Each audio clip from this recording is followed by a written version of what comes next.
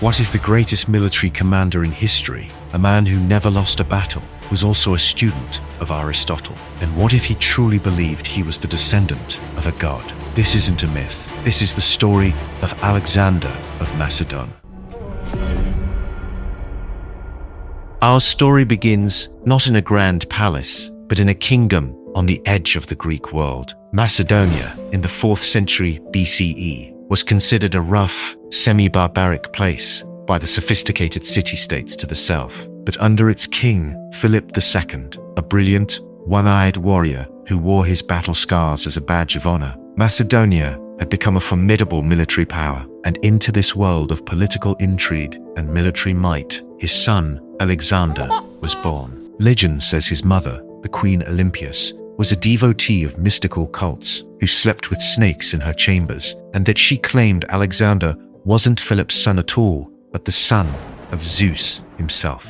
While this was likely a powerful piece of political propaganda, it shaped the young prince's view of himself and his destiny. He was told he was special, descended from heroes and gods, and he believed it. His father, recognizing the boy's sharp intellect, hired the greatest mind in Greece to be his tutor, Aristotle. There, alongside his closest friend, Hephaestion, Alexander learned rhetoric, politics, and science. But it was Homer's epic, the Iliad, that captured the boy's imagination. He reportedly slept with a copy of it under his pillow, dreaming of his ancestor, Achilles. At just 12 years old, he tamed the magnificent wild stallion Bucephalus, a horse none of Philip's veteran generals could mount. By simply noticing, the horse was afraid of its own shadow. He would ride that horse into battle for the next 20 years. His first real test of command came at the Battle of Chaeronea. At just 18, Alexander led the decisive cavalry charge that shattered the elite Athenian and Theban forces. After the victory, a proud and perhaps wary King Philip told him, "My son, you must find a kingdom equal to your ambitions. Macedonia is too small for you." He had proven himself a worthy heir, but also a potential rival. Then, in 336 BCE, King Philip was assassinated by one of his own bodyguards. In the chaos that followed, the 20-year-old Alexander acted with terrifying speed. He executed any potential rivals to the throne. His only calculated mercy was for his disabled half-brother Aridaeus, who he deemed no political threat. When the city of Thebes rebelled, he made a terrifying example of them. The city was razed to its foundations. 30,000 of its citizens were sold into slavery, and a chilling message echoed across Greece: "Defy him at your peril." The brutality raises a dark question that historians still debate. Did he or his mother have a hand in his own father's death? With his throne secure, his ambition turned eastward, to the great enemy his father had planned to invade, the Persian Empire. On his way, in the city of Gordian, he was shown an ancient chariot tied with an impossibly complex knot. Prophecy said that whoever could untie it would rule all of Asia. After struggling with it briefly, Alexander declared, "It matters not how it is loosed," drew his sword, and sliced the knot in half, to leave no doubt about his destiny. He then visited the oracle at Delphi. When he arrived, the priestess refused to speak, telling him it was an unauspicious day. Unwilling to accept no for an answer, Alexander dragged her into the temple until she finally exclaimed, "You are invincible, my son." He let her go, saying, "Now I have my answer." Before he set out, he is said to have given away most of his royal estates. When asked what he was keeping for himself, he replied, "My hopes." A saying often attributed to him captures his philosophy perfectly. "I am not afraid of an army of lions led by a sheep. I am afraid of an army of sheep led by a lion." He was ready to be that lion. Alexander's upbringing forged a unique kind of leader, one who combined the raw ambition of a Macedonian king with the strategic mind of a Greek general and the intellectual curiosity of a student of Aristotle. He saw himself as a hero of legend, destined for greatness. His kingdom was now stable, but his gaze was fixed on the horizon, on the vast lands of Persia. How does an army of 40,000 soldiers conquer an empire of 10 million? In 334 BCE, a 22-year-old Alexander of Macedon crossed into Asia Minor to answer that very question. He was leading an invasion against the largest and most powerful empire the world had ever known, Persia. He led his fleet across the Hellespont, the legendary strait separating Europe from Asia, a symbolic reversal of the journey King Xerxes had taken when Persia invaded Greece a century and a half before. As his own ship approached the shore, Alexander stood at the prow, and before anyone else could disembark, he hurled his spear into the Asian soil. He then leaped ashore in full armor, claiming the continent as his own, won by the spear. His first stop was not a battlefield, but the ancient city of Troy. There, he made sacrifices at the tomb of his ancestor Achilles, creating a powerful link between his campaign and the myths of old. The Persian Empire, led by King Darius III, initially underestimated the young upstart, thinking it was a border skirmish. Their local governors met him at the Granicus River, expecting to crush his army as it crossed. Instead, Alexander led a daring head-on charge, personally fighting in the thick of the chaos. He nearly died, saved only when his friend, Cleitus the Black, cut down a Persian nobleman about to deliver a fatal blow. The victory was swift and total, opening the door to Asia Minor. His next great challenge came at Issus, where he faced King Darius himself and a massive Persian army. Alexander's victories were not just due to bravery. They were the product of a revolutionary military system perfected by his father, a tactic known as the hammer and anvil. His infantry phalanx, a dense block of soldiers wielding 18-foot pikes, would act as the anvil, pinning the enemy army in place. Then, Alexander would personally lead his elite companion cavalry as the hammer, smashing into the enemy's flank or rear to deliver the killing blow. At Issus, the tactic was put to its ultimate test. On a narrow coastal plain, Alexander's anvil held firm as he led the hammer in a desperate, all-or-nothing charge straight at the Persian king. The sight of Alexander crashing through his personal guards was too much for Darius. He panicked, turned his chariot, and fled, leaving his army and his own family to their fate. After the battle, Darius's mother, Sisygambis, was brought before the victors. Unsure who was king, she bowed before Alexander's tall, handsome best friend, Hephaestion. As her attendants rushed to correct her, Alexander simply smiled and said, "You are not mistaken, mother, for he too is Alexander." With the king on the run, Alexander made a strategic decision. He would first conquer the entire Persian coastline to neutralize their powerful navy. But one city stood in his way, the island fortress of Tyre. Believed to be impregnable, it resisted him. So Alexander commanded his men to do the impossible, build a half-mile-long land bridge through the open sea. For 7 agonizing months, the Macedonians labored under constant attack. When the walls were finally breached, Alexander's fury was absolute. Thousands were killed, and the rest sold into slavery. His path south was still not clear. The city of Gaza stood defiant. Built on a high mound, it was a natural fortress, and its commander, Battus, refused to surrender. The siege became a grueling ordeal, forcing Alexander's engineers to build colossal earthen ramps just to get their war machines to the walls. During one assault, Alexander himself was struck by a catapult bolt that pierced his shield and shoulder, a severe wound that nearly killed him. When the city finally fell, an enraged Alexander ordered a shocking punishment for its commander. Legend says he had Battus dragged behind a chariot until he died, a grim imitation of his hero Achilles. The act was a terrifying reminder of his capacity for both great honor and extreme cruelty. From there, he marched into Egypt.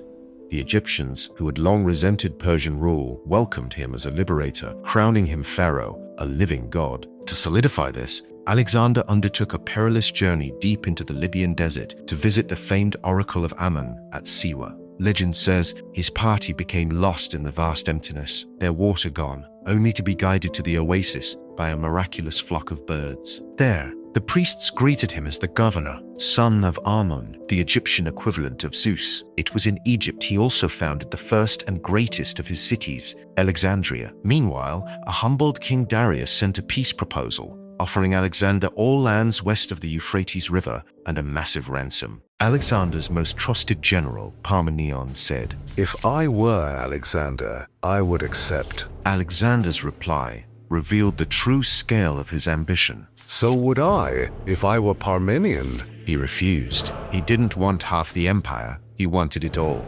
Alexander now possessed a divine mandate, an unbreakable army, and an unshakable belief in his own destiny. But King Darius was not idle. He was gathering a new, even larger army for one final winner-take-all battle.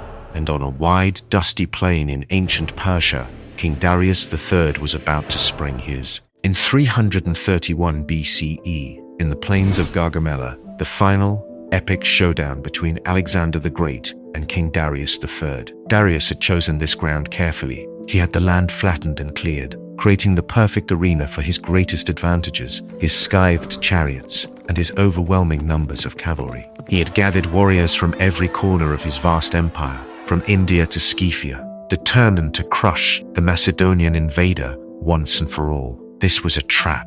The night before the clash, the Persian camp was a sea of campfires, the noise of a vast army echoing for miles. Alexander's most experienced general, Parmenion, saw the risk. He urged Alexander to launch a surprise night attack, but Alexander refused, with one of the most famous lines in history. "I will not steal my victory." He was so confident that he reportedly slept soundly until morning, a calm eye in the center of a historical storm. As the sun rose, the sheer scale of the Persian army was revealed. Outnumbered, Alexander knew a direct assault would be suicide, but he had a plan for Darius's superweapon. As the Scythid chariots thundered towards his lines, he had his infantry open their ranks at the last second, creating channels for the chariots to pass harmlessly through. As they did, soldiers on the sides hurled javelins at the horses and drivers, turning a terrifying weapon into a tactical failure before it could even reach his main line. With the chariot threat neutralized, Alexander did something completely unexpected. He arranged his army in a strange, almost rectangular formation and began to march not towards the enemy, but diagonally to the right. This bizarre maneuver baffled the Persian commanders. As Alexander kept moving rightward, he threatened to leave Darius's specially prepared battlefield entirely. Panicked that his trap was being outmaneuvered, Darius ordered his cavalry on the left flank to ride out and stop Alexander's advance. This was the moment Alexander had been waiting for. As the Persian cavalry charged forward, their own battle line stretched thin, opening a small gap near the center. This was the fleeting opportunity Alexander needed. Alexander immediately wheeled his elite companion cavalry into a wedge formation, and like a spearhead, he charged directly into that gap, aiming straight for Darius himself. For the second time, Darius saw Alexander's cavalry crashing through his elite guard, a storm of metal and fury closing in on his personal chariot. And for the second time, the King of Kings panicked and fled the battlefield. His flight shattered the morale of the Persian center and left flank, which quickly collapsed. But the battle was far from over. On the Macedonian left, the old general Parmenion was on the verge of being completely overwhelmed. A message reached Alexander: "Come back, or the army will be destroyed." Faced with a gut-wrenching choice, pursue Darius and end the war, or save his men, Alexander chose his soldiers. He wheeled his cavalry around and smashed into the Persian right wing, saving Parmenion's flank and securing one of the most decisive victories in military history. With Darius a fugitive, the Persian Empire was his. The ancient city of Babylon opened its gates, hailing him not as a conqueror, but as a liberator and the new king of Asia. Here, he showed his genius was not just for war, but for rule. He ordered his troops not to plunder the city, made sacrifices to Babylon's chief god Marduk, and ordered the rebuilding of the temples the Persians had destroyed. It was a masterful political move, winning the hearts of his new subjects and signaling his intention to rule the empire, not just break it. But the road from Babylon to the heart of Persia was not undefended.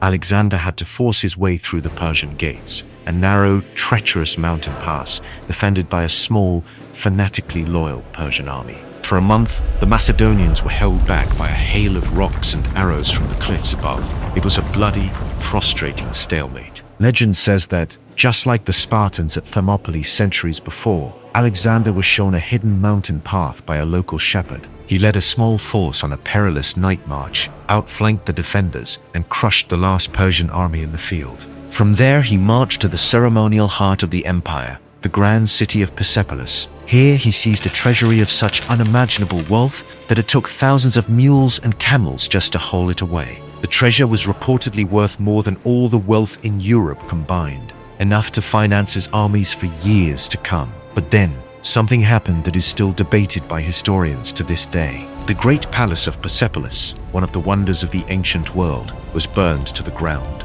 Some say it was a cold, calculated act of state policy, a symbolic revenge for the Persian burning of Athens 150 years earlier, but legend tells a different story. It says that during a wild victory banquet, an Athenian courtesan named Thais dared Alexander to let her be the one to avenge Greece. In a drunken fervor, Alexander and his companions supposedly grabbed torches and led a procession to the palace, setting the magnificent halls ablaze. Whatever the cause, the burning of Persepolis marked a turning point. For many of Alexander's Macedonian soldiers, the war was over. It was time to go home. But as Alexander's ambition pushed him ever eastward, a dangerous rift began to grow. And soon, it would be paid for in blood. A plot against Alexander's life was uncovered, and the man accused of failing to report it was Philotas, a senior commander and son of the most powerful man in the army, the 70-year-old general Parmenion. Philotas was tortured, confessed, and executed. But Alexander's paranoia didn't end there. Fearing the powerful father would surely avenge his son, he made a ruthless calculation. He sent assassins to ride ahead of the news, who found the old general in his tent and murdered him without a trial. It was a shocking act. Alexander had killed his father's most trusted general, a loyal titan of the Macedonian army, out of pure suspicion. The war for the Persian Empire was over, but the hunt for its king was just beginning. The Persian Empire was dead. Its king was a fugitive. Its capitals were in ashes. But for Alexander the Great, the world was still not big enough. Beyond the heart of Persia lay the forbidding lands of the east, Bactria and Sogdiana, a place of soaring mountains and fierce warrior tribes. Here, the war would change from a clash of great armies into a brutal hunt, not just for the last Persian king, but for the very soul of Alexander's empire. The pursuit of Darius was relentless. Alexander pushed his army across the vast, arid landscapes of central Persia at a brutal pace, his obsession consuming him. But he wasn't the only one hunting the fallen king. As Alexander closed in, Darius was betrayed by a governor named Bessus. They bound Darius in golden chains, and as Alexander's scouts drew near, they stabbed him and left him for dead. Legend tells a powerful story about what happened next. When Alexander finally reached the wagon, he found the body of his great rival. In a profound gesture of respect, he dismounted and laid his own cloak over the fallen king. He was no longer the Greek avenger, but the legitimate king of Asia, and he vowed to hunt down Darius's murderers as regicides, killers of a king. The hunt for Bessus dragged Alexander's army into the wild eastern provinces of Bactria and Sogdiana, modern-day Afghanistan. Bessus, now calling himself King Artaxerxes V, tried to rally the local tribes to fight a guerrilla war. For nearly a year, Alexander chased him across a landscape of extremes, forcing his army over the snow-covered peaks of the Hindu Kush mountains in a grueling winter march that pushed his men to their limits. But Bessus' support crumbled. As Alexander closed in, his own commanders betrayed him, handing him over naked and in chains. To show he was now the enforcer of Persian law, Alexander had Bessus punished in the traditional manner for a regicide. His nose and ears were cut off before he was publicly and brutally executed. With justice for Darius served, Alexander turned his attention to securing the northern frontier of his new empire along the Jaxartes River. On the other side were the Scythians, a formidable nomadic people feared for their deadly hit-and-run horse-archer tactics. When they began raiding his territory, Alexander decided to meet this new threat head-on. In a brilliant display of tactical innovation, he used his catapults to fire a barrage across the river, the first known use of artillery as covering fire, to drive the Scythian archers back from the bank. His army crossed, and for the first time, he defeated a nomadic army on their own terms. To mark this new border, he founded a city, Alexandria Eshkate, or Alexandria the Furthest. But the region was far from pacified. The war transformed into a brutal 2-year guerrilla campaign, led by a brilliant and tenacious Sogdian warlord named Spitamenus. He was a master of hit-and-run tactics, a phantom in the mountains, who inflicted a rare and humiliating defeat on the Macedonians, surrounded and annihilating an entire detachment of Alexander. To crush this rebellion, Alexander had to change his tactics. The climax of this new war came at a fortress called the Sogdian Rock, a sheer-sided mountain believed to be impregnable. When Alexander demanded their surrender, the defenders mocked him, shouting that he would need soldiers with wings to reach them. That night, Alexander offered a fortune to any man who could climb the cliff face. 300 of his best rock climbers used tent pegs and ropes to scale the icy cliff. The next morning, the rebels awoke in horror to see Macedonian soldiers on the summit above them and surrendered immediately. Among the captives was a beautiful teenage girl named Roxana, the daughter of a local nobleman. In a move that stunned his army, Alexander fell in love with her spirit and married her. It was a brilliant political move, a way to fuse the cultures of Greece and the East and signal to the rebels that he was their new king. But to his Macedonian veterans, it was another sign that he was leaving his own world behind. This combination of ruthless military action and strategic alliance building eventually broke the back of the rebellion. Spitamenus, abandoned by his allies, was finally betrayed. Legend says his own wife, tired of the endless war, brought his head to Alexander's camp. With the East finally pacified, Alexander's attention turned inward to the growing conflicts within his own court. He began to wear the elaborate robes of a Persian monarch and adopt the opulent rituals of the court. But one custom, above all others, brought them to the brink of rebellion. It was called proskynesis, the act of bowing down and blowing a kiss to the king. To the Greeks, this was an act of worship reserved only for the gods. The tension finally exploded during a drunken banquet. A commander named Cleitus the Black, a veteran who had personally saved Alexander's life, became enraged. He accused Alexander of disowning his own father and embracing the customs of the conquered. Fueled by wine and rage, Alexander's temper snapped. He grabbed a spear and ran Cleitus through, killing the man who had once saved his life. The immediate aftermath was shocking. Alexander's rage instantly turned to profound remorse. He reportedly tried to turn the spear on himself and had to be dragged away to his tent, where he wept for days. He had conquered the Persian Empire, but he could not conquer his own rage. The murder of Cleitus was a scar that never healed, and the paranoia it revealed only deepened. Soon after, a new plot was uncovered, this time from the very heart of his court. The royal pages, the teenage sons of Macedonian nobles who served Alexander personally, conspired to assassinate him in his sleep after one of them was publicly flogged for a minor hunting offense. The plot was discovered, and under torture, the pages implicated their tutor, a philosopher named Callisthenes. He was the court historian and the nephew of Alexander's own great teacher, Aristotle. Callisthenes' real crime was his open criticism of the king's demand for proskynesis. The pages were executed, and the philosopher, though likely innocent of the plot, was thrown in a cage and died in captivity. The message was clear: not just physical threats, but intellectual defiance was now a capital crime. He was the most powerful man in the world, yet he was increasingly isolated and haunted. His war of conquest was pushing him ever eastward, but the greatest unknown territory was now the one inside his own mind. What happens when the greatest army in the world, led by a commander who believes he is a god, comes face to face with a weapon it has never seen before? In 327 BCE, after years of brutal warfare in the mountains of the east, Alexander of Macedon stood at the gateway to a land of legend, India.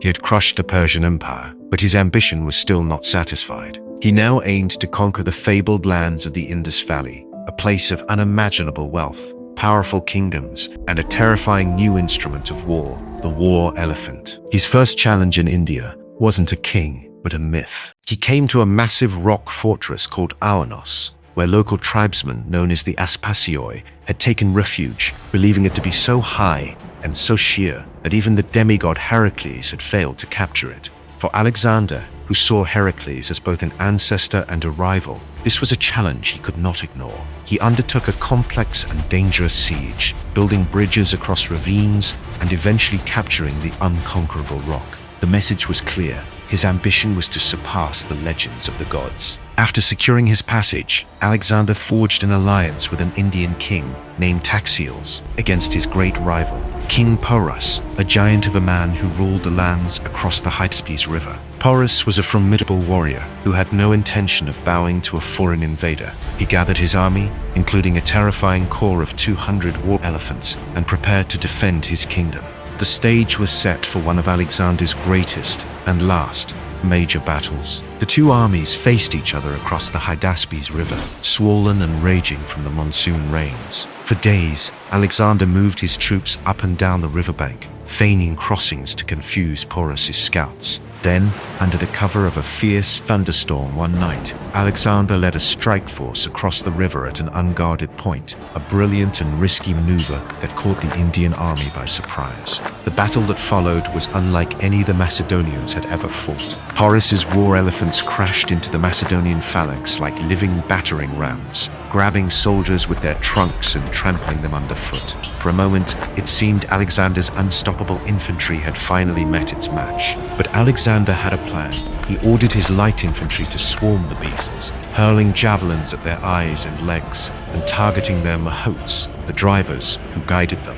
Wounded and panicked, the elephants became uncontrollable, rampaging through the battlefield and trampling their own soldiers. With the elephant charge broken, Alexander personally led his cavalry in a decisive charge, enveloping the Indian army. The battle was a masterpiece of strategy, but it was a bloody and brutal victory. In the aftermath, the defeated King Porus, wounded and proud, was brought before Alexander. When Alexander asked him how he wished to be treated, Porus famously replied, "Like a king." Deeply impressed by his courage, Alexander did just that. He not only restored Porus to his throne, but also made him an ally. But the victory was marked by a moment of profound personal loss. Alexander's beloved horse, Bucephalus, his companion for nearly 2 decades, died shortly after the battle. In his honor, Alexander founded a city on the battlefield, naming it Bucephala. During his time in India, he also encountered a group of ascetic Hindu holy men, whom the Greeks called Genosophists, or naked wise men.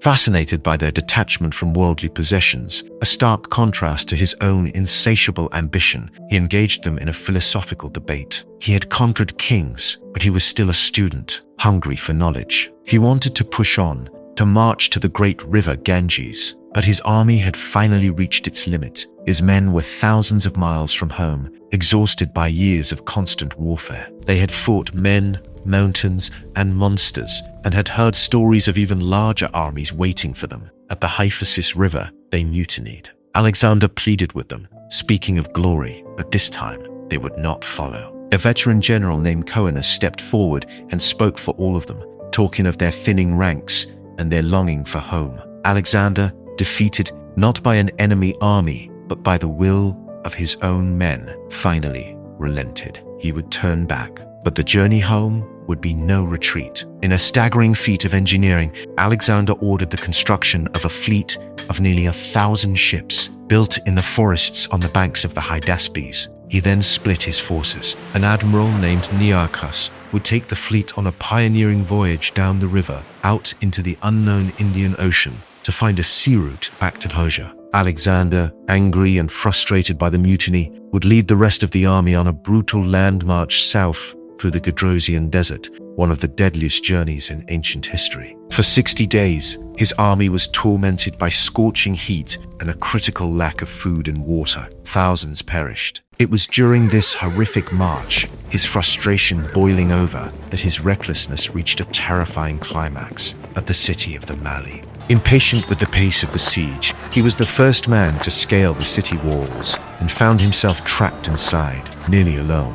He was shot by an arrow that punctured his lung, and he fell, gravely wounded. His elite bodyguards scrambled over the walls, just in time to save him. When the main army heard their king had fallen, they flew into a furious rage. They stormed the city, and, believing Alexander was dead, they massacred every man, woman, and child inside. He had conquered kings and empires, but now he faced a new opponent, the limits of his own mortality. What happens when the ambitions of a living god collide with the frailties of a human body? In 324 BCE, Alexander of Macedon returned to the heart of Persia, a changed man leading a broken army. He had survived the deserts of Gedrosia, but the march had cost him thousands of men. His body was scarred, and his spirit was darkened by the mutiny of his army and his own near-death experience. He was the undisputed master of the known world, but his greatest challenges were no longer on the battlefield. They were now inside the borders of his own empire and within his own mind. His return was not a celebration, but a reckoning. He found his vast empire rife with corruption. The governors he had left in charge had abused their power, and Alexander's response was swift and brutal. He executed satraps and officials in a ruthless purge, reminding everyone that his authority was absolute. To heal the rift between his European soldiers and their new Persian subjects, he staged a grand spectacle at the city of Susa, a mass wedding. He and 80 of his top commanders married noble Persian women, a brilliant act of political fusion. He himself married Darius's daughter, and to his best friend Hephaestion, he gave another of Darius's daughters, making them brothers-in-law. But for many Macedonian veterans, this was the final betrayal. The tension finally exploded at the city of Opis. When Alexander announced he was sending the old and wounded veterans home, the army took it as an insult, believing he was replacing them with Persian troops. The entire army mutinied. In a stunning act of personal courage, Alexander plunged into the crowd and personally arrested the ringleaders. He then gave the speech of his life, tearfully recounting their shared journey from a small kingdom to the rulers of the world. The speech broke the mutiny, and the army and their king reconciled in a great feast. But the cracks were beginning to show. Then tragedy struck. In the city of Ecbatana, his lifelong companion, his other self, Hephaestion, died suddenly from a fever. Alexander was shattered. His grief was so extreme, it bordered on madness. He had the attending physician crucified, refused to eat for days, and ordered the entire empire into a state of mourning so profound that even the sacred flames in the temples were extinguished. He ordered a funeral pyre for Hephaestion in Babylon, so vast and expensive, it was one of the wonders of the age. He had conquered the world, but had lost the one person who truly understood him. He returned to Babylon, the capital of his new world, still consumed by grief. Legend says that as he approached the city,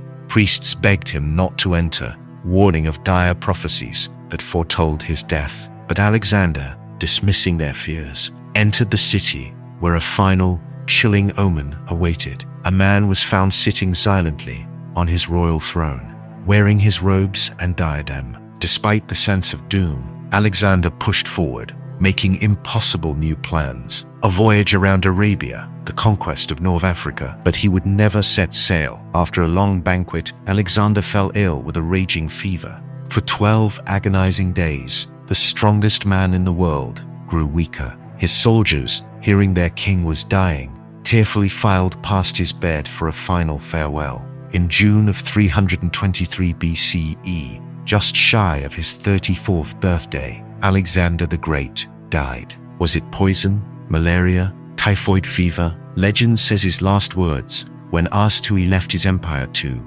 were, "To the strongest." Whether true or not, that is what happened. He left no heir, and his vast empire immediately shattered. His generals, the Diadochi, tore it apart in nearly 50 years of savage warfare. His dream of a unified world died with him. His legacy was written in blood. His wife, Roxana, gave birth to his son, Alexander IV, just after his death, but neither would ever rule. In the brutal power struggles that followed, his mother, Olympias, was executed, and Roxana and the young boy were imprisoned and murdered before he could reach adulthood. Within 15 years, Alexander's entire family line had been wiped from the earth. So what is his legacy? He was a military genius, a paranoid tyrant, a visionary, and a butcher. He didn't build a lasting empire, but his conquests did something far more profound. They shattered the barriers of the ancient world. He carried Greek language, culture, and ideas to the edge of India, creating a new, vibrant Hellenistic age that would shape civilization for centuries to come. He remains one of history's most compelling and most terrifying figures. What do you believe was Alexander's greatest legacy? Was it his military tactics, his political vision of a fused culture, or the Hellenistic world he unknowingly created? Let us know your thoughts in the comments, and thank you for joining us on this journey with Tales Lost in Time.